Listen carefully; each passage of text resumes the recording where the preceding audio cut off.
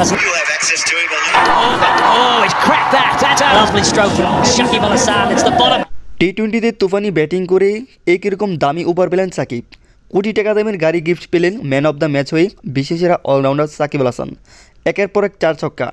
আর তাই তো সাকিবের এরকম তুফানি ব্যাটিং দেখে ধারাভাষ্যকরা পর্যন্ত প্রশংসায় ভাসিয়ে দেন সাকিবকে। তারা বলতে থেকে সাকিবই একমাত্র যোগ্য, সাকিব একমাত্র পেতে পারে এই কোটি টাকা দামের গাড়ি।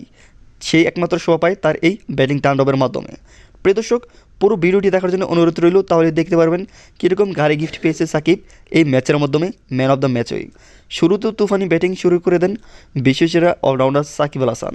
ধারাভাষ্যকরা দেখে বলছিল সাকিব যেভাবে ব্যাটিং করছে অবশ্যই সাকিবই পেতে পারে সে কোটি টাকা দামের গাড়িটি। তার পাশাপাশি তার ব্যাটসম্যানও বলতে থাকে সাকিব ভাই আপনিই পেতে পারেন গাড়ি, চালিয়ে যান।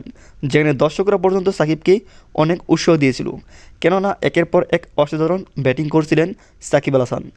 মানে বুঝে গিয়েছিল যে সাকিব যেভাবে ব্যাটিং করেছে যেন আস্ত একটি তরুণ খেলোয়াড়, 21 বছরের তরুণ খেলোয়াড় যেন মাঠের মধ্যে নেমেছে, ঠিক সেভাবেই বোলারদেরকে একবার তুসনাস করে দিয়েছে সাকিব আল হাসান। যেই বল করতে এসেছে তার বলেই বিশাল বড় বড় 4 ছক্কা মেরেছেন সাকিব। আর এতেই বোঝা গিয়েছিল সাকিব এখনও ফুরাননি। হয়তোবা সাকিব বুড়ো হয়েছেন, বয়স্ক হয়েছেন, কিন্তু ট্রেনিং বলিনি। সেই ট্রেনিংয়ের সেই তাপটি দেখেছেন মাঠের মধ্যে টি-20 লিগে তুফানি ব্যাটিংয়ের মাধ্যমে। কিন্তু বলার যখন ওয়াইড দেয় আর এতে একবার এরকম একটি ঘটনা ঘটে যায় মাথা হাত বলারের, এতে সাকিব আরও ক্ষিপ্ত হয়ে যান, কেননা সাকিবকে এরকম ডজ দেওয়া কোনোভাবেই কাম্য নয়। আর এরপর যেটি করেন সাকিব একবারে অবাক করার মতো।